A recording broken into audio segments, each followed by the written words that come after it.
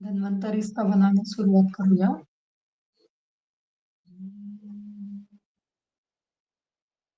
शंखं चक्रं जलोकान् दधतमृतघटम्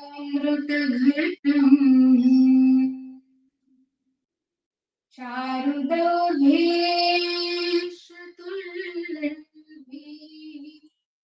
सूक्ष्म स्वच्छातिरुतांशुकपरे विलसन् मौलिमम्भोजनेत्रम्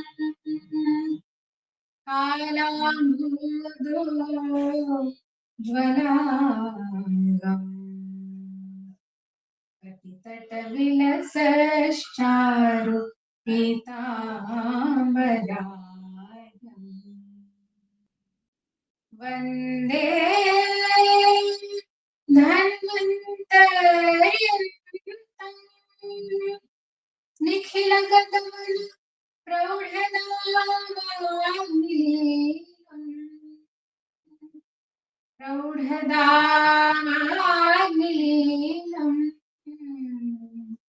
प्रौढदावाग्नि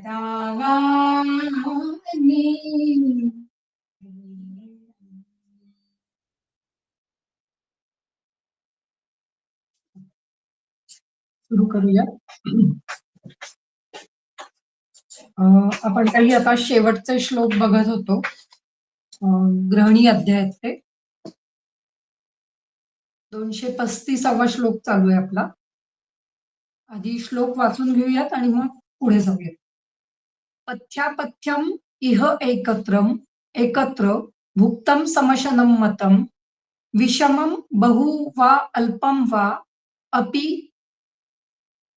अप्राप्त अतीतकालयोः भुक्तं पूर्व अन्नशेषेतु पुनः अध्यशनं मतं त्रीणि अपि एतानि मृत्युं वा घोरान् व्याधीन् सृजन्ति वा. हे खरं श्लोक आपण पाहिले होते मागच्या वेळेला, पण पुन्हा एकदा रिव्हिजन म्हणून घेऊन टाकूया.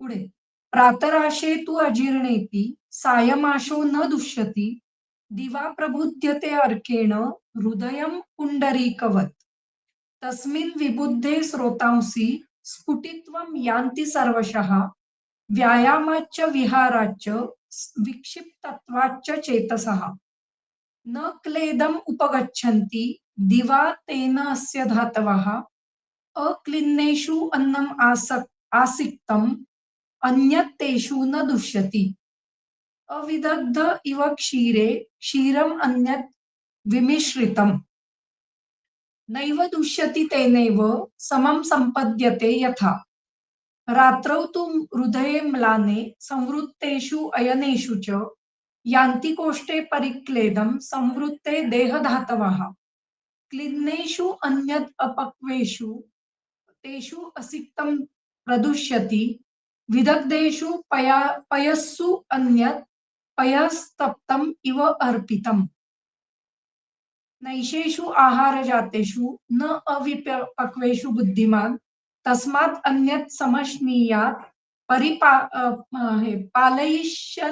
पालयिष्यन् बलायुषी. तर पहिले जे 4 श्लोक आहेत ते समशन, विषमाशन आणि अध्यशन हे सांगणारे आहेत. आणि त्रीणी अपि एतानी मृत्युं वा घोरान व्याधीन सृजन्ति वा. म्हणजे जर हे सतत आपण करत राहिलो समशन, विषमाशन किंवा अध्यशन तर मृत्यू येऊ शकतो किंवा घोर व्याधी उत्पन्न होऊ शकतात असं त्यांनी मत इथे मांडलेलं आहे. तर त्याच्यापैकी समशन म्हणजे काय, तर ते मागच्या वेळेला आपण पाहिलं होतं म्हणून पटापट घेऊयात, सोपं आहे. पथ्यम अपथ्यम इह एकत्र भुक्तम. पथ्य आणि अपथ्य असं एकत्र अन्न घेणे याला समशन असं म्हणतात. सध्या तर आपण सगळेच जण हे करत असतो, पथ्य आणि अपथ्य असं एकत्रच खात असतो. पथ्यकर आहार पण घ्यायचाच आणि त्याच्या जोडीला काहीतरी वरती आईस्क्रीम खायचं की म्हणजे ते अपथ्यच होऊन जातं. त्यामुळे म्हणजे तुम्ही कितीही पथ्यकर आहार घेत असलात आणि त्याच्या जोडीला काहीतरी अपथ्यकर घेत असाल चांगली पथ्यकर भाजी करायची आणि त्याच्याबरोबर शिकरण केळं खायचं, की झालं ते पथ्यापथ्य एकत्र होणार, समशन होणार. तर अशा प्रकारे जेव्हा आपण आहार घेतो, त्यावेळेला तो बराचसा समशन अशा स्वरूपाचाच आहार सध्या तरी आपण घेत आहोत. हं. त्यानंतर विषम, बहु वा अल्पम वा म्हणजे खूप मोठ्या प्रमाणात आहार घेणे किंवा कमी प्रमाणात आहार घेणे. म्हणजे हे बहु आणि अल्प हे सगळं अग्नीशी निगडीत आहे, की जर अग्नी तुमचा खूप जास्त आहे आणि तुम्ही अल्प आहार घेताय आणि तुमचा अग्नी खूप कमी आहे आणि तुम्ही खूप मोठ्या प्रमाणात आहार घेताय. हे सगळं विषम हे बरचसं हे अग्नीशी निगडीत असतं. हं. त्यामुळे बहु वा अल्पम वा अप्राप्त अतीत कालयोगो म्हणजे अप्राप्त काल म्हणजे अजून जेवणाचा काळच आलेला नाहीये. हं, तेव्हाच जेवण घेणे. अनेक वेळेला स्त्रियांना कामाला जायचं असतं आणि म्हणून सकाळी 7 वाजताच काहीतरी बकाबक खाऊन घेतात आणि पुढे जातात. तर पुरुष लोक पण अनेक वेळेला अनेक या गोष्टी करत असतात, की सकाळी लवकर-लवकर खायचं कारण नंतर पुन्हा 4 तास काही खायला मिळणार नाही. म्हणून हे जे आहे ते अप्राप्त काळी जेवण घेणं आहे. जेव्हा तुम्हाला भूक लागलेलीच नाहीये, मग शरीर मागतच नाहीये आणि अशा वेळेला काहीतरी भोजन घेणे याला किंवा काही खाणं घेणे. आजकाल लोकांना प्रश्न विचारले, की तुम्ही जेवण काय करता? तर फक्त ते जे 2 वेळा जेवतात ना तेवढंच सांगतात. बाकीचं मधलं-अधलं काही सांगत नाही. किंवा खाणं काय-काय खाता असं म्हटलं तरी सुद्धा फक्त जे 2 जेवणे आहेत तेवढंच सांगतात. त्यांना मधलं-अधलं वगैरे हे काय खायचंच असतं. हे काय म्हणजे यात काही एवढं तेवढं त्यात काय आहे एवढं? असं त्यांचं म्हणणं असतं आणि चलता है अशा नावावर ते खपवलं जातं. त्यामुळे अ, अप्राप्त काळी हे अनेक वेळेला घेतलं जातं, की भूकच नाहीये पोटामध्ये तरी सुद्धा संध्याकाळचं काहीतरी खायचंच आहे किंवा नाश्ता करायचाच आहे किंवा भूक नाहीये तरीही जेवण घ्यायचंच आहे. जेवणाची वेळ झालेली आहे म्हणून जेवण घ्यायचंय. हे अप्राप्त काळी घेतलेला आहार. आणि अतीत काळ म्हणजे अनेक वेळेला कामांच्या गडबडीमध्ये विसरून जातो, की भूक लागून गेलेली आहे आणि तरी सुद्धा मग नंतर मात्र दाबून खाल्लं जातं कारण आधी खाल्लेलं नाहीये. मग ती ताकद भरून यायला पाहिजे आणि किंवा मी खूप काम केलेलं आहे, मग ती ताकद भरून यायला पाहिजे म्हणून जास्त प्रमाणात खाल्लं जातं. तर तेही चुकीचं आहे. अतीतकाल बरेच वेळेला बायकांच्या बाबतीत दिसून येतो, की सकाळी नाश्ताच करत नाहीत. जरी भूक असली तरी. भूक नसताना नाश्ता केला तर चांगलीच गोष्ट आहे ती. पण जरी भूक असली किंवा चांगली क्षुधा लागत असली आणि तरी सुद्धा नाश्ता नाही केला, तर मग ते अं, अ, योग्य गोष्ट होत नाही किंवा तो तो अग्नी अजून त्रास शरीराला देऊ शकतो किंवा शरीरामध्ये पित्त वाढवू शकतो. खरं म्हणजे आपल्या इथे म्हणजे भारतवर्षामध्ये आपण जर विचार केला तर थंडीच्या दिवसामध्ये 3 वेळा भूक लागणं हे प्राकृत गोष्ट आहे. पण बाकीच्या दिवसामध्ये खरं तर 2 वेळेलाच खाणं किंवा 2 वेळेलाच भूक लागत असते. आपणच अनेक वेळेला भूक नसताना सकाळी नाश्ता पण करायचाच असतो. या ह्यानी नाश्ता केला जातो किंवा सकाळी न्याहारी घ्यायचीच आहे किंवा सवयच आहे. म्हणून ती न्याहारी घेतली जाते.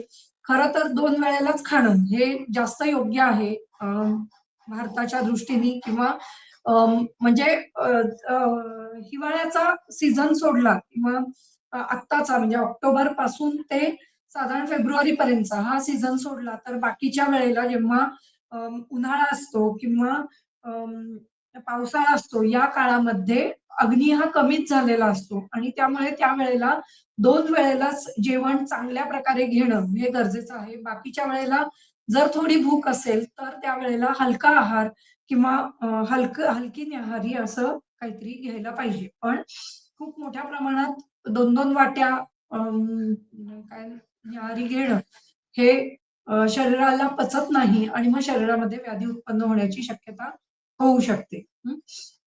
याचंच वर्णन खालच्या श्लोकामध्ये खूप चांगल्या प्रकारे केलेलं आहे. ते आपण पाहूच या. पुढे काय दिलंय? भुक्तम पूर्व अन्न शेषेतू पुनः अध्यशनम मतम. म्हणजे पूर्व अन्न शेष राहिलेलं आहे. पूर्व अन्न शेषे ही सती सप्तमी आहे.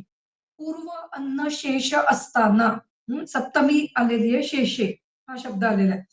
पूर्व अन्न शेष असताना भुक्तम खाल्लं तर काय म्हणतात, त्याला अध्यशन असं म्हटलं जातं. म्हणजे एक अन्न राहिलेलं म्हणजे आधीचं अन्न पचलेलं नाहीये, अजीर्ण आहे आणि त्याच वेळेला दुसरं अन्न घेणं याला अध्यशन असं म्हणलं जातं.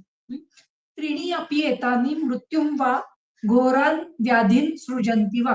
सृजन्ति म्हणजे उत्पन्न करतात. घोर असे व्याधी उत्पन्न करतात किंवा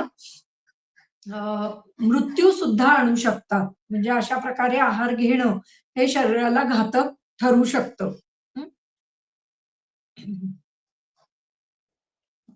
पुढे काय दिलंय त्यांनी? प्रातराशे तू अजीर्णेपी सायमाशो न दुष्यती. इथे सगळीकडे सती सप्तमी आहे. की प्रातराशे म्हणजे प्रातः म्हणजे सकाळी. सकाळी आशन, अशन, अशन अश शब्द आहे. अशन शब्द आहे. अशन म्हणजे जेवणे किंवा खाणे. तू अजीर्णेपी म्हणजे सकाळी जे काही तुम्ही आहार घेतलेला आहे, म्हणजे दुपारचा किंवा सकाळचा, कारण त्यांनी 2 वेळा जेवायला सांगितलंय म्हणजे तो 12च्या आतच किंवा 12 पर्यंत असा व्हायला पाहिजे. हं. प्रातराशेतू अजीर्णेपी सायमाशो न दुष्यती. सायमाश म्हणजे संध्याकाळी जर जेवण घेतलं तर दूषित होत नाही. हं. सकाळी जे काही जेवण घेतलंय आणि त्याचं जर अजीर्ण झालेलं आहे, शरीरामध्ये अजीर्ण आहे म्हणजे ते अजून पचलेलं नाहीये आणि तरी तुम्ही सायमाशो म्हणजे संध्याकाळी जेवण घेतलं, तर ते तितकं दूषित होत नाही, असं त्यांचं म्हणणं आहे. हं. का? तर त्यांनी त्याचं त्याचं रिझन पण दिलेलं आहे. हं. काय दिलंय? दिवा प्रबुध्यते अर्केण हृदयं पुंडरीकवत तस्मिन् विबुद्धे स्रोतांसी स्फुटत्वं यान्ति सर्वशः. हं. दिवा प्रबुध्यते अर्केण. दिवसा सूर्याच्या प्रकाशामुळे सर्वत्र उजेड निर्माण होतो आणि त्यामुळे शरीरामध्ये सुद्धा जे हृदय असतं, जे पुंडरीकवत, पुंडरीक म्हणजे कमळ, पुंडरीक नावाचं कमळ असतं.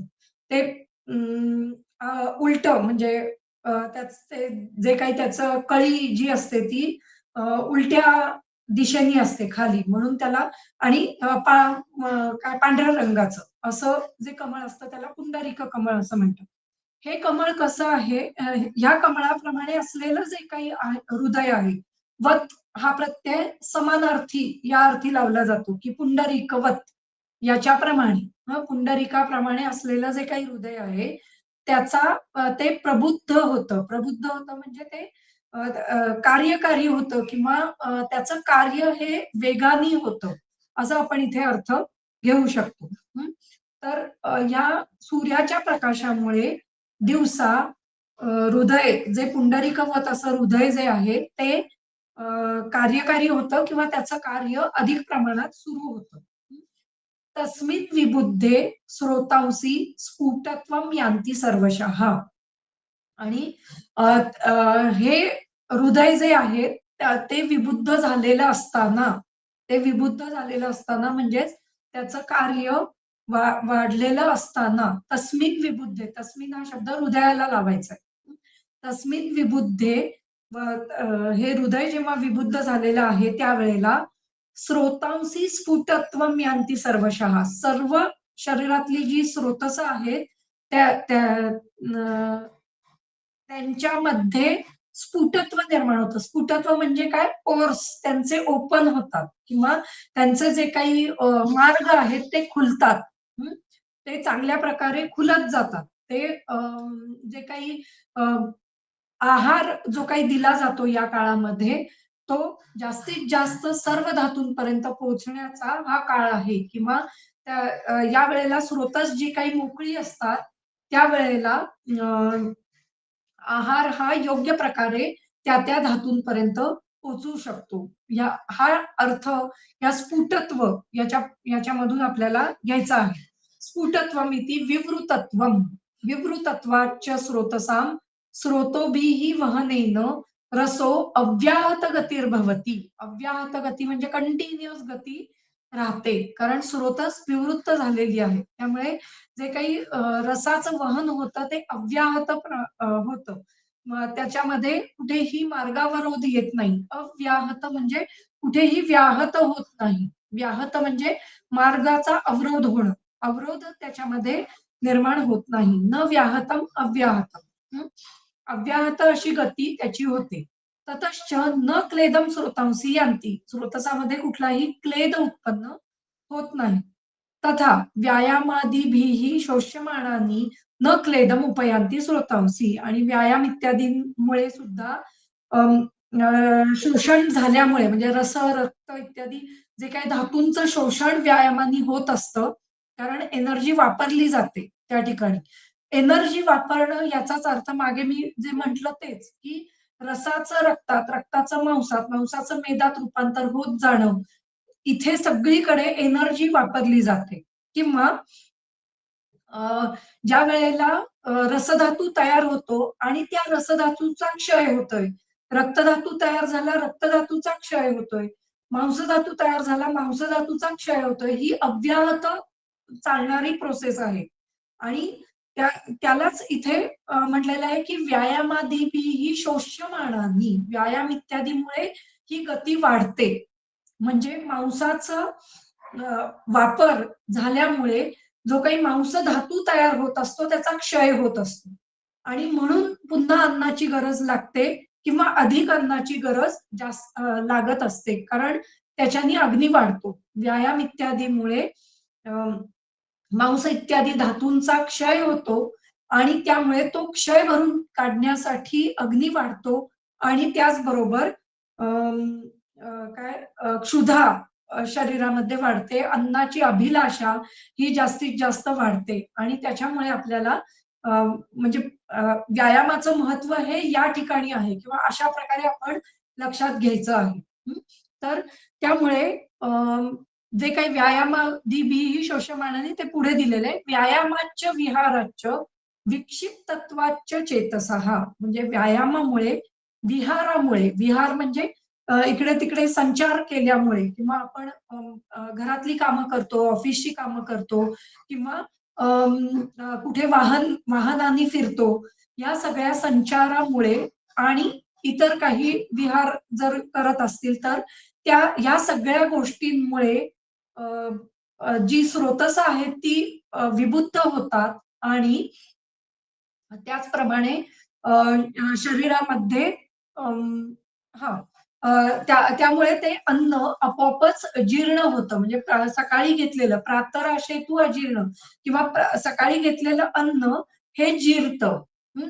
पण तरीही ते फार प्रमाणात जरी अजीर्ण राहिलं असेल, तरी सायमाशो न दुष्यती. जर संध्याकाळी अन्न घेतलं, तर ते दूषित होत नाही. म्हणजे ते संध्याकाळचं जे अन्न आहे ते दूषित होत नाही, असा अर्थ आपल्याला इथे घ्यायचा आहे. कारण इतर सगळं या ज्या व्यायाम, विहार, विक्षिप्त तत्वाच्च चेतसा या सगळ्या गोष्टींमुळे आपोआपच सकाळचं अन्न हे बऱ्यापैकी जीर्ण झालेलं असतं. हं.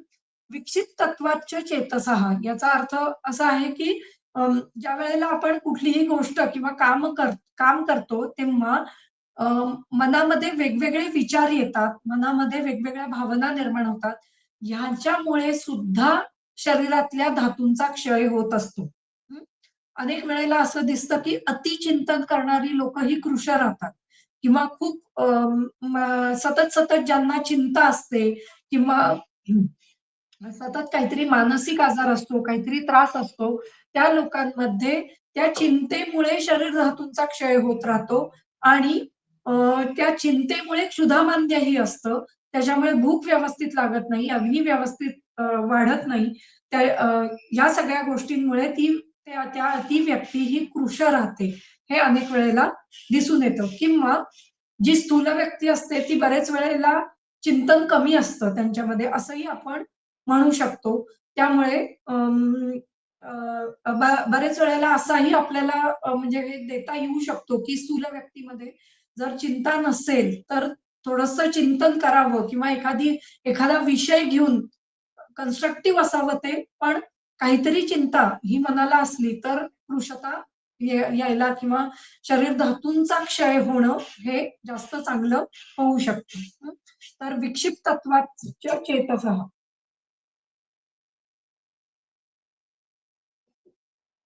मनामधले जे विक्षेप आहेत ते मनाचे जे काही वेगवेगळी कार्य आहेत, की ऊह्य, विचार्य, अं, उहापोह करणं, विचार करणं आणि जे शारीर स्थानामध्ये त्यांचं वर्णन खूप छान पद्धतीने आलेलं आहे. तर अशी काहीतरी 4-5 कार्य ही दिलेली आहेत. मनाचे कार्य समजावून सांगणारी. तर त्या सगळ्याचा विचार आपण या ठिकाणी करू शकतो, ज्याला विक्षिप्त तत्वाच्या चेतसः असं आपण म्हणू शकतो. इथे दिलेलं नाहीये ना? नाही. ठीक आहे. विक्षिप्तत्वाच्च चेतसः न क्लेदम उपगच्छन्ति दिवा तेनस्य धातवः अक्लिन्नेषु अन्नम आसिक्तम अन्यत् तेषु न दुष्यति. अ, अ, हां. त्यामुळे ह्या सगळ्या गोष्टींमुळे व्यायाम, विहार किंवा चेतसाचं विक्षेपण या सगळ्या गोष्टीमुळे जे काही अन्न आहे त्याच्यामध्ये क्लेद निर्माण होऊ शकत नाही. न क्लेदम उपगच्छन्ति. हं. तेन धातवः धातूंमध्ये अ, अ, अन्न अपाचित राहिल्यामुळे धातूंमध्ये क्लेद निर्माण होत नाही. हं. कधी होत नाही? दिवसा. हं. अक्लिन्नेषु अन्नम आसिक्तम. अशा या अक्लिन्न अशा शरीरामध्ये जर अन्नाचं सेवन केलं, अन्नम आसिक्तम अन्यत्. अन्यत् अन्नम आसिक्तम. दुसरं अन्न जर घेतलं तर काय होतं? तेषु न दुष्यती. तर ते अन्न दूषित होत नाही. कसं? तर त्याच्यासाठी त्यांनी काही याला दृष्टांत तंत्रयुक्ती असं म्हणतात. अविदग्ध इव क्षीरे क्षीरम अन्यत् विमिश्रितम. ज्याप्रमाणे अविदग्ध म्हणजे ज्याच्यामध्ये काही विदग्धता आलेली नाहीये, म्हणजे चांगलं तापवून ठेवलेलं दूध आहे आणि त्या दुधामध्ये दूध अजिबात बिघडलेलं नाहीये. ते चांगल्या स्वरूपाचं अ, दूध आहे. अशा दुधामध्ये जर दुसरं दूध मिसळलं, हं, जे जे आता नुकतंच आलेलं आहे किंवा तेही नुकतंच तापवून ठेवलेलं आहे. हं. असं जर दूध मिसळलं, तर काय होतं, तर ती दोन्ही दुधं चांगलीच राहतात किंवा ती दुधं बिघडत नाहीत. दूध अ, अ, संपूर्ण जे काही दूध तयार होईल किंवा अ, जी काही दोन्ही दुधं मिश्रित झालेली असतील, ती दोन्ही दुधं ही व्यवस्थित राहतील. त्याच्यामध्ये कुठलाही बिघाड किंवा दूध फुटलंय अशा गोष्टी होणार नाहीत. हं. हे त्यांनी खास करून उदाहरण दिलेलं आहे. याला दृष्टांत तंत्रयुक्ती असं म्हणतात. हं. या याच श्लोकामध्ये अजून एक तंत्रयुक्ती आहे, ज्याला विपर्यय तंत्रयुक्ती असं म्हटलं जातं. हं. काय दिलेलं आहे? "प्रातराशे तु अजीर्णोऽपि सायमाशो न दुष्यति." याचाच विपर्यय काय येऊ शकतो? "सायमाशे तु अजीर्णेऽपि प्रातराशो हि दुष्यति."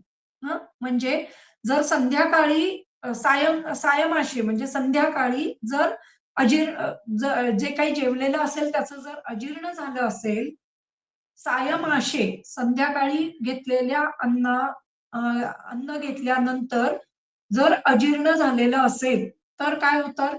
प्रातराशो ही दुष्यती. सकाळी घेतलं, जर त्याच्यावर जर सकाळी अन्न घेतलं, तर ते नक्कीच दूषित होणार आहे. म्हणजे काय? आपल्याला काय करायचंय? तर संध्याकाळचं जर अजीर्ण असेल, तर ते अजीर्ण आधी काढून टाकायचंय आणि मगच अन्न ग्रहण करायचंय. म्हणजेच सकाळी उठल्या-उठल्या न्याहारी घेणं किंवा सकाळी उठल्या-उठल्या दूध पिणं, सकाळी खरं तर चहा पिणं हे सुद्धा शरीरासाठी घातक असू शकतं, की ज्याच्यानी अनेक वेळेला रोगांचा सामना आपल्याला करायला लागतो. त्यामुळे जोपर्यंत अजीर्ण आहे, जोपर्यंत भूक लागलेली नाहीये, तोपर्यंत काहीही खाऊ नये, काहीही पिऊ नये असंच सांगितलेलं आहे. आणि आजकाल सकाळी उठल्या-उठल्या तांब्याभर पाणी लोकं पीत असतात. हं. किंवा सकाळी उठल्या-उठल्या काहीतरी ज्युसेस फिरायला जातात आणि ज्यूस पिऊन येतात. तर ह्या सगळ्या गोष्टी ज्या आहेत त्या आपल्याला टाळायला सांगता आल्या पाहिजे. हं. आता अं, हा जो श्लोक आहे तो डायरेक्ट दिलेला नाहीये, पण खाली त्याचं वर्णन केलेलं आहे. नैषेषु आहार जातेषु न अविपक्वेषु बुद्धिमान तस्मात् अन्यत् समश्नीयात् पालयिष्यन् बलायुषी. हं. काय दिलंय? नैषेषु आहार जातेषु. नैषेषु म्हणजे निशी, निशेषु किंवा निशे. हं. निशे हा खरं निशा हा शब्द आहे. त्यामुळे त्याची नैषेषु हे ही सप्तमी अं, बहुवचन आलेलं आहे. म्हणजे निशा, अनेक निशा किंवा अनेक रात्रींमध्ये न पचलेला आहार म्हणजे दरवेळेला रात्री घेतलेला आहार सकाळी पचत नाहीये आणि एखाद वेळेला असं केलं तर फार त्रास होणार नाही. पण अनेक वेळेला, अनेक रात्रींमध्ये आहार पचत नाहीये आणि सकाळी आहार घेतला जातोय.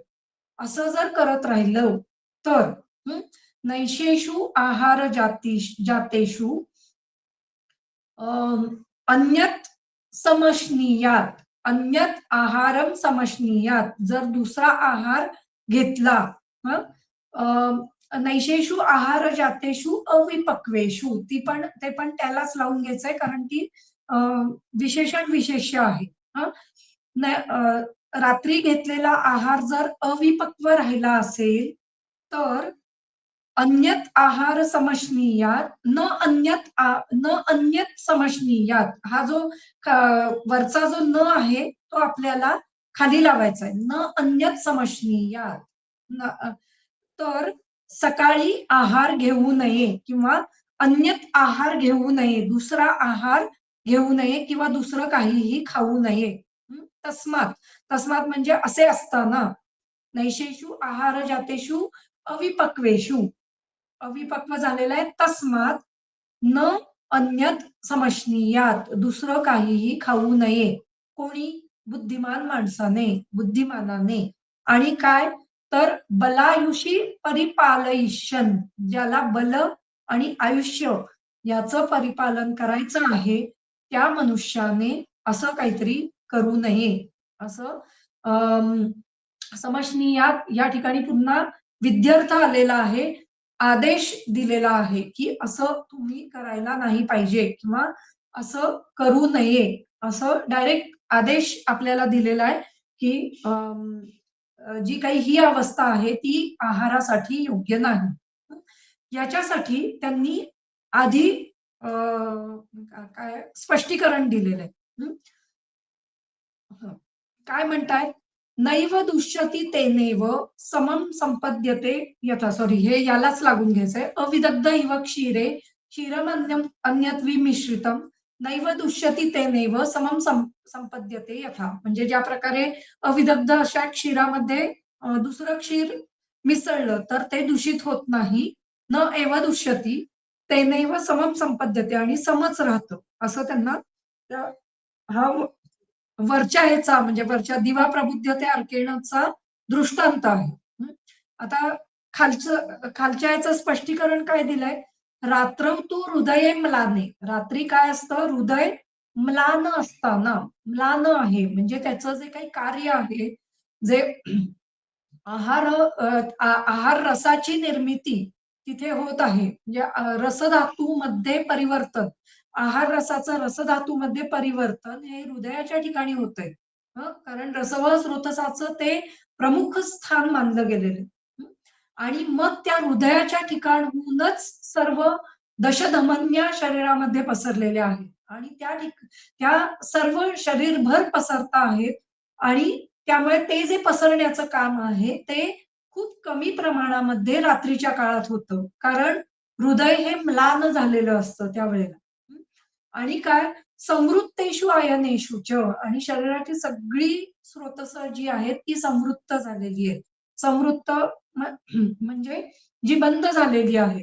जी काय ज्याचा आकार हा कमी झालेला आहे असं आपण म्हणू शकतो. कारण हृदयाचीच जी काही हालचाल आहे किंवा क्रिया आहे ती कमी झालेली असल्यामुळे सगळी जी स्रोतस आहेत ती सुद्धा समृद्ध झालेली आहेत. त्यामुळे जे कन्व्हर्जनचं काम आहे, रसातून रक्त, रक्तातून मांस, मांसातून मेद, हे थोडं कमी प्रमाणात होतंय. खूप मोठ्या प्रमाणात होत नाहीये. अव्याहात चालूच आहे. पण ते कमी प्रमाणात होतं आहे. समृद्धेषु अयनेषु च यान्ति कोष्ठे परिक्लेदम. त्यामुळे शरीराच्या कोष्ठ भागामध्ये या अन्नामुळे क्लेद निर्माण होतो. कारण ते अन्न साठत राहतं. शरीरामध्ये ते साठत राहते. संवृत्ते देह धातवः आणि शरीराचे देहधातू पण संवृत्त झालेले आहेत. त्यांचं कार्य जे आहे ते कमी ते वापरत आहेत. त्यामुळे त्यांचा क्षय पण कमी होणार आहे. त्यामुळे आपोआपच शरीराला अन्नाची गरजच त्यावेळेला कमी लागणार आहे. त्यामुळे अ, अ, अ, त्यामुळे हे सर्व कार्य बंद असताना क्लिन्नेषु अन्यत् अपक्वेषु तेषु आसिक्तं प्रदुष्यति. मग क्लिन्न असताना म्हणजे आत्ताच शरीरामध्ये आहार हा क्लिन्न आहे. आधीचा आहार जो रात्री घेतलेला आहे तो क्लिन्न आहे. अशा क्लिन्न आहारामध्ये अन्यत् दुसरं अ अपक्व अपक्व असा जर आहार आपण घेतला, अपक्व म्हणजे म्हणजे बाहेर न पचलेला असा नाही. कुठलाही आहार हा शरीरासाठी हा अपक्वच आहे. जेव्हा तो अग्निसंस्कार होतो, तेव्हाच तो शरीरासाठी पक्व होतो. त्यामुळे जरी दूध घेतलं किंवा जरी पाणी घेतलं किंवा जरी काही चहा घेतला किंवा इतर कुठलाही न्याहारी घेतली आपण, तरी तो आहार शरीरासाठी अपक्वच आहे. त्यामुळे असा अपक्व आहार जर आपण त्या क्लिन्न अशा शरीरामध्ये घातला, तर काय होतो, तेषु आसिक्तम प्रदुष्यती. ते दोन्ही आहार जे आहेत, ते अपक्व स्वरूपाचे आहेत किंवा ते शरीरामध्ये अधिकाधिक क्लेद निर्माण करण्याची शक्यता असते. कारण ते दोन्हीही अपक्व आहेत आणि त्यामुळे अग्नीवर जास्त कार्य म्हणजे अग्नीची जर क्षमता तेवढी नसेल, कार्यकारी क्षमता नसेल, तर तो त्या आहारामुळे शरीरामध्ये दोष निर्माण होऊ शकतात. जर तुमचा अग्नी त्या प्रमाणामध्ये चांगला असेल, तर नक्कीच तो आधीचाही आहार लवकर सकाळी उठल्यावर पचवतील आणि तुम्ही घेतलेली जी काही न्याहारी असेल तीही व्यवस्थित पचेल. हं. अ, विदग्धेषु पयस्सु अन्यत्. ज्याप्रमाणे विदग्ध अशा पयामध्ये म्हणजे आधीच जे खराब झालेलं आहे, अशा दुधामध्ये जर दुसरं दूध टाकलं, तर काय होईल? अन्यत् पयः तप्तम इव म्हणजे जरी ते तापलेलं असेल, तप्तम इव म्हणजे तापलेलं असलं म्हणजे ते चांगलं वर वर येईपर्यंत आपण तापवलेलं आहे आणि ते चांगलं आहे असं बघून जरी आपण ते विदग्ध अशा दुधामध्ये टाकलं, तर काय होणार आहे? ते दोन्हीही दुध ही खराब होणार आहेत. तर या खालच्या श्लोकाचा हा दृष्टांत या ठिकाणी त्यांनी सांगितलेला आहे. ज्याप्रमाणे मग विदग्ध दूध हे कशा प्रकारे असू शकतं? एक तर ते करपलेलंही असू शकतं किंवा ते फुटलेलंही असू शकतं.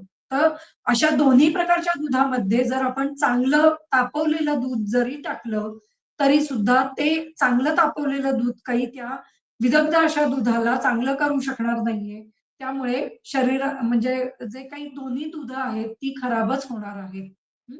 तर अशा प्रकारे त्यांनी दृष्टांताच्या द्वारे हा पूर्ण सिद्धांत आपल्याला स्पष्ट केलेला आहे.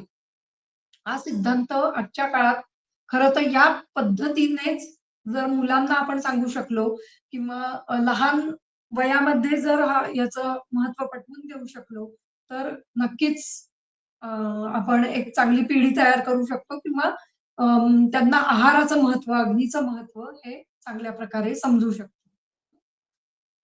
चक्रपाणी दत्त म्हणतात, "संप्राप्ती प्राग उक्त समशनादी लक्षणम आह." संप्राप्ती अं, संप्रती प्राग उक्त समशनादी लक्षणम आह. पूर्वी सांगितलेलं जे काही समशन, अद्यशन, विषमाशन हे पहिलंच सुरुवातीला 15व्या अध्यायातच सुरुवातीला सांगितलेलं आहे त्यांनी, की 50व्या श्लोकामध्ये त्याचं वर्णन आहे. विषमो धातू वैषम्यं करोति विषमं पचन तीक्ष्णो मंदेन्दनो धातू विशोषयति पावकः युक्तम भुक्तवतो युक्त धातू साम्यम समम पचन. तर या ठिकाणी काही प्रकारे विषमाशन आणि किंवा विषम म्हणजे काय, सम म्हणजे काय याचं वर्णन केलेलं आहे. तर त्याचं आता इथे त्यांनी पुढे लक्षण सांगितलेलं आहे. हं.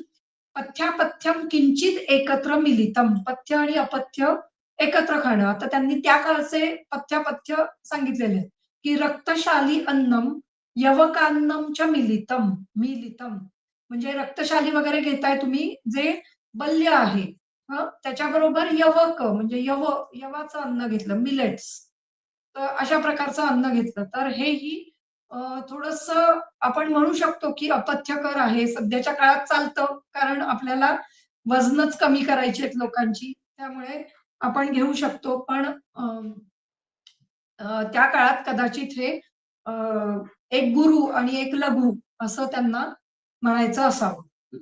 बहुभुक्तम अल्पभुक्तम वा तथा अप्राप्तम अतीतकालम च भुक्तम विषमम उच्यते. हे आपलं बघून झालं, की खूप मोठ्या प्रमाणात अन्न घेणं किंवा अल्प प्रमाणात अन्न घेणं किंवा अप्राप्तकाली किंवा अतीतकाली असं अन्न घेणं म्हणजे विषमाशय. पूर्व अन्न इत्यादी दिवाभुक्तस्य उपरी तद अहह एव पुनर्भुज्यते तद अध्यशनम.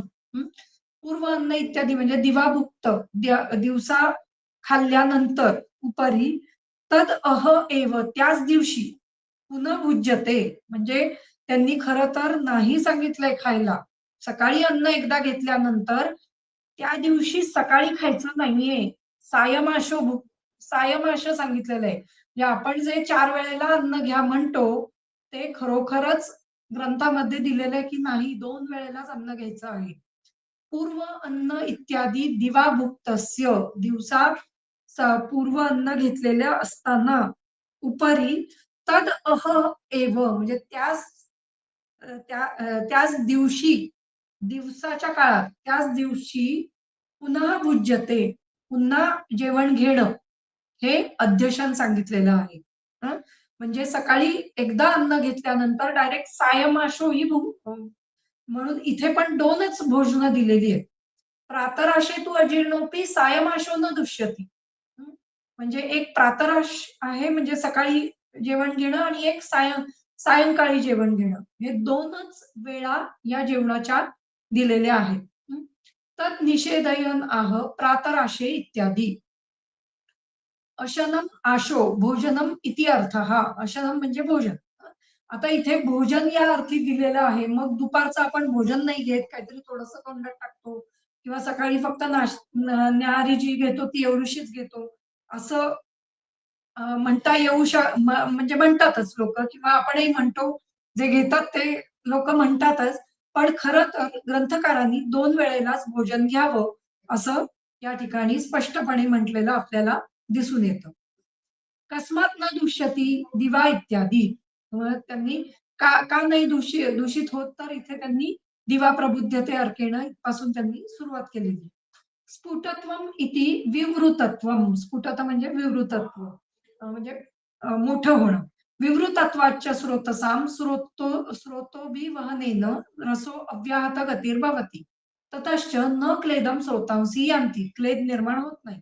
तथा व्यायामादिभिः शोष्यमाणानि न क्लेदम उपयान्ति स्रोतांसी. त्याच्यामुळे शरीरामध्ये क्लेद उत्पन्न होत नाही. व्यायाम इत्यादी केल्यामुळे धातू शोष्यमान होतात. मगाशी मी सांगितलं तसं, की धातूंचं शोषण होतं आणि त्यामुळे शरीरामध्ये क्लेद राहत नाही. व्यायामो गमनादिही. व्यायाम म्हणत असताना गमन इत्यादी म्हणजे चालणे किंवा पोहणे किंवा काही इतर योगासनं करणे किंवा इतर कुठलाही व्यायाम आणि आहार हा अंगक्षेपणाधिका चेष्टा सॉरी विहार हा क्षेपणाधिका चेष्टा. विहार म्हणजे अंग विक्षेपण करणारी कुठलीही चेष्टा. त्याला विहार असं म्हटलंय.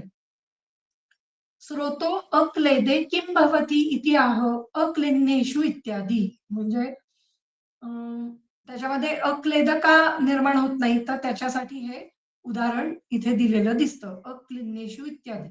असिक्तम इति प्रक्षिप्तम. असिक्त म्हणजे प्रक्षेप करणं म्हणजे एकावर एक दुसरं टाकणं याला असिक्त असं म्हणतात. विदग्धे इत्यादीना अत्र दृष्टान्तमाह. अविदग्धे इत्यादीना दृष्टान्तमाह. म्लाने इति संकुचिते. म्लान म्हणजे संकुचित होणं. आणि अपक्वेषु इति अन्येषु. अन्येषु अपक्वेषु इथेच दिलेलं आहे. ठीक आहे, इथे हे आलेलं आहे. उपसंहरती नैशेषु इत्यादीना. नैशेषु इत्यादींनी उपसंहार केलेला आपल्याला दिसून येतो. अन्यत समशनीयात इति योजना. इतर अन्न घेऊ नये ही न अन्यत समशनीयात इति योजना. हा जो न आहे तो अन्यत समशनीयात याला लावायचा आहे. अशा प्रकारे या ठिकाणी ग्रहणी अध्याय संपतो. पुढे त्यांनी तत्र श्लोकाः याच्यातून उपसंहार दिलेला आहे किंवा तत्र श्लोकाः याच्यामध्ये आपण काय काय पाहिलं आतापर्यंत याचं वर्णन या ठिकाणी केलेलं दिसतं. तर आपण काय काय पाहिलं ते एकदा थोडक्यात पाहूया म्हणजे एक रिव्हिजन होऊन जाईल याची. अंतरग्नी गुणाः. अंतरग्नीचे गुण पाहिले जे अगदी सुरुवातीच्या श्लोकांमध्ये दिलेले आहेत की अग्नीमुळे काय काय होतं शरीरामध्ये. आयुर्वर्ण बल स्वास्थ्यम उत्साह उपचय प्रभा यथा धारयते च सहा. आणि तो अंतरग्नी हा शरीरामध्ये कसं धारण करतो त्याचं वर्णन केलेलं आहे. शांतेग्नो म्रियते किंवा यदन्नम देहधात्वो जो बलवर्णादी पोषकम या सगळ्यांनी त्याचं शरीरामध्ये देहधारण कशा प्रकारे होतं त्याचं वर्णन या ठिकाणी आलेलं आहे. पुढे यथात्म पच्यते याश्च यथा आहारः करोति अपि. ज्या प्रकारे तो अन्न पचन करतो आणि ज्या प्रकारे तो आहार शरीरामध्ये म्हणजे आहाराचं यांश्च यथा आहारः करोति म्हणजे आहाराचं पुढे काय करतो तर त्याचं वर्णन या ठिकाणी आलेलं आहे. म्हणजे अग्नीद्वारा होणाऱ्या ज्या काही क्रिया आहेत त्याचं वर्णन त्याच्यामध्ये अन्नमादान कर्मातू वगैरे याच्यातून आपल्याला अन्नाचं पचन कसं होतं किंवा पुढे काय वेगवेगळे अवस्थापाक यांचं वर्णन या ठिकाणी केलेलं दिसून येतं. ये अग्नयः यांश्च पुष्यन्ति. जे वेगवेगळ्या प्रकारचे अग्नी म्हणजे धात्वाग्नी, भौतिक अग्नी, पंचभौतिक अग्नी यांचं वर्णन या ठिकाणी दिसून येतं किंवा आणि पाचकाग्नी या तिन्हीचं वर्णन इथे दिलेलं आहे. यांश्च पुष्यन्ति यावंतो ये पचन्ति यान. म्हणजे कुठले धातू कुठले अग्नी कुठल्या धातूंची निर्मिती करतात आणि काय पचन करतात याचं वर्णनही त्यांनी क्रमाने केलेलं आहे की पंचभौतिक अग्नी पंचभौतिक घटकांचं पचन करतात, धात्वाग्नी धातूंचं पचन करतात. यावंतो ये पचन्ति यान. आणि ज्याच्याद्वारे काय काय पचन होतं त्याचं वर्णन इथे आलेलं आहे. रसादीनां क्रमोत्पत्ती ही रस इत्यादींची क्रमाने उत्पत्ती. रसाद रक्तम ततो मांसम याच्यानी रसादींची क्रमाने उत्पत्ती. मलानां तेभ्या एवच. आणि मलांची ही उत्पत्ती या ठिकाणी सांगितलेली. त्याच्यानंतर वृष्याणां शुक्र हेतू धातू कालोद्भव क्रम. म्हणजे वृक्ष इत्यादींमुळे कशी प्रभावाने उत्पत्ती होते इत्यादींचं वर्णन आणि धातू कालाचा क्रम म्हणजे रसापासून रक्तापासून मांस इत्यादी कसे धातूंची योग्य काळी एकेका काळामध्ये उत्पत्ती होते त्याचं वर्णन केलेलं आहे. रोग एकदेशकृत हेतू. रोगाचा एकदेशी होणारे रोग याचं वर्णन व्यानेन रसधातुरी विक्षेपोचित कर्मण या सगळ्यामधून त्याचं वर्णन आलेलं आपल्याला दिसून येतं. त्यानंतर हेतू अंतरग्नी यथा अधिका. आणि मग अंतरग्नी कसा बलवान आहे त्याचं वर्णन किंवा अंतराग्नीच हा कसा महत्वाचा आहे त्याचं वर्णन या ठिकाणी अंतराग्नी अधिक यांनी दिलेलं आहे. त्यानंतर काय प्रदूष्यती यथा दुष्टो यान रोगान जनयंती अपि. आणि जर तो अंतराग्नी दूषित झाला तर कसे रोग निर्माण होतात, कोणते रोग निर्माण होतात त्याचं वर्णनही इथे केलेलं आहे. हं. आणि मग त्यानंतर ग्रहणीचं वर्णन करतात. त्यानंतर दोषाचं वर्णन करतात. ग्रहणीचे हेतू सांगतात. ग्रहणीची पूर्वरूपम पृथक् चैव व्यंजनम सचिकित्सितम. व्यंजन म्हणजे लक्षण.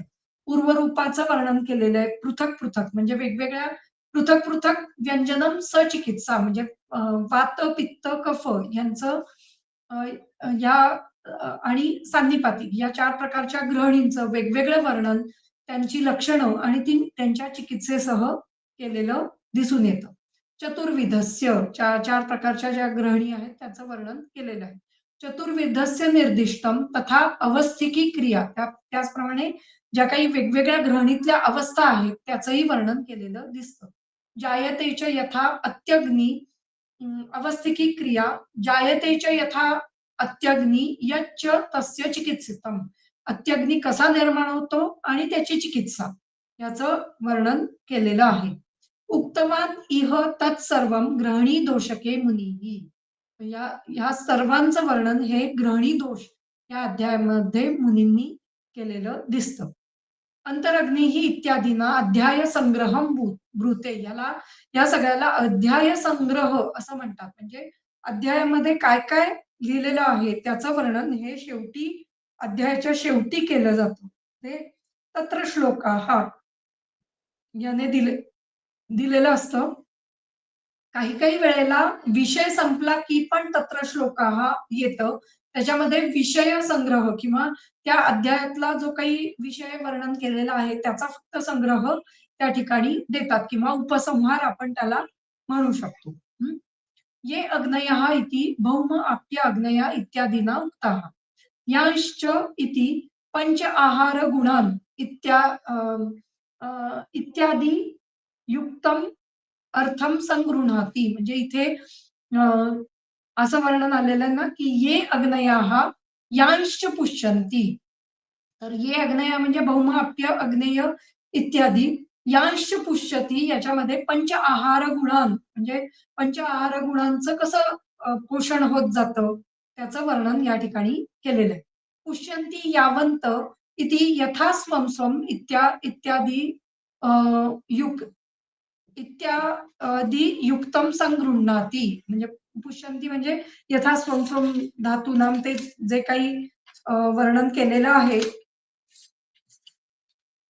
यथा स्वम स्वमच्या पुष्णाती देहे द्रव्यगुणा पृथक पार्थिवानेव शेषांश कृष्णशः. त्याचं वर्णन या ठिकाणी ते करतात. ये पचन्ति यानी सप्तभी देह धातारः इति उत्तम संग्रहः. ये पचन्ति म्हणजे काय काय पचन करतात तर सप्तभी देह धातारः ते धातवो द्विविधम पुनः यथास्वम अग्निभिः पाकम यांती किट्ट प्रसादवत. तर याचं वर्णन या श्लोकामध्ये केलेलं दिसतं.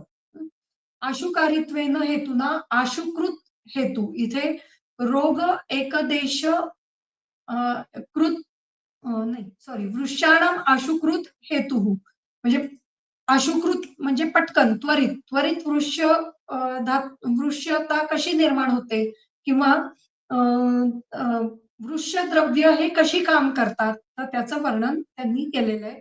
म्हणून आशुकारित्वेन हेतुना आशुकृत हेतू आणि शेषम म्हणजे इतर सर्व गोष्टी या समजण्यासारख्या आहेत असं त्यांचं म्हणणं आहे. शेषम व्यक्तम. अशा प्रकारे या ठिकाणी आपला ग्रहणी अध्याय संपतोय. इति अग्निवेशकृते तंत्रे अप्राप्ते दृढबल संपूरिते चिकित्सास्थाने ग्रहणी चिकित्सितम नाम पंचदशोऽध्यायः.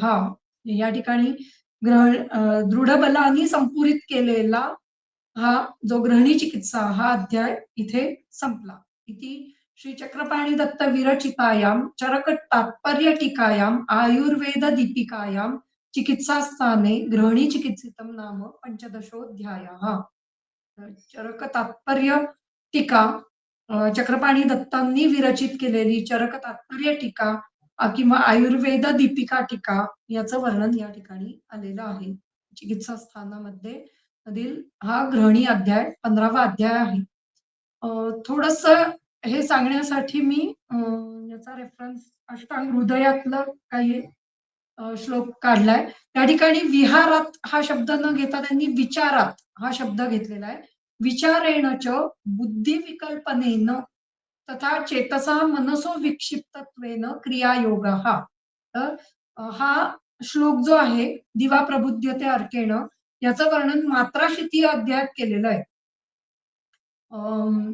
कोणी अष्टांग हृदयकारांनी संग्रहकारांनी. अष्टांग हृदयात पण बहुतेक इथेच आलेला आहे तो मात्राशितीय या अध्यायामध्ये त्याचं वर्णन आलेलं आहे. आणि त्याच्यामध्ये असं दिलेलं आहे की विहाराच्या ऐवजी विचारेणं म्हणजे बुद्धी विकल्पना म्हणजे वेगवेगळ्या प्रकारे आपण विचार करत राहतो त्याचं वर्णन या ठिकाणी ते करतात. म्हणजे त्यांनी सुद्धा शरीर धातूंचा क्षय होतो हे आपल्याला या ठिकाणी लक्षात घ्यायचं आहे. आणि दुसरं अजून एक सांगायचं होतं ते म्हणजे हा पुढचा श्लोक आहे रात्र तू हृदय मलाने. हा जीर्ण आहाराचं वर्णन या ठिकाणी केलेलं दिसतं.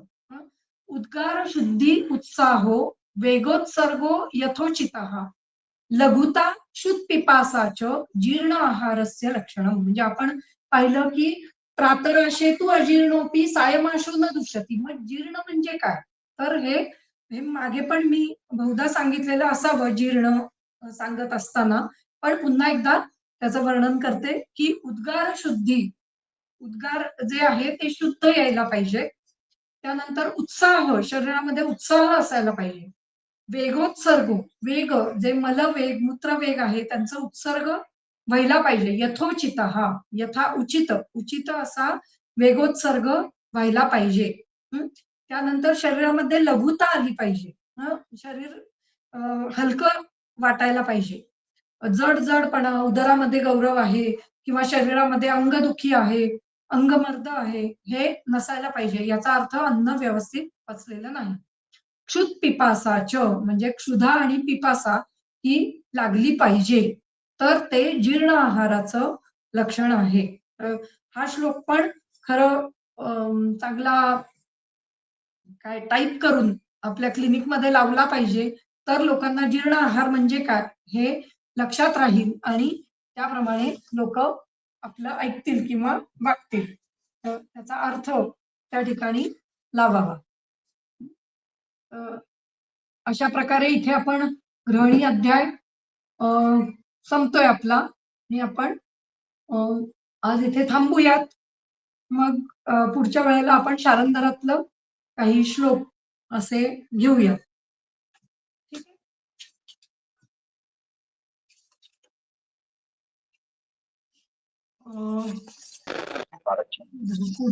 हा. हो. तुम्ही ते कोणता ग्रंथ घेता? कुठे म्हणजे दाखवायला का? सॉरी, हा तुमचं हे फक्त कॉम्प्युटरवरच असतं वाटतं का?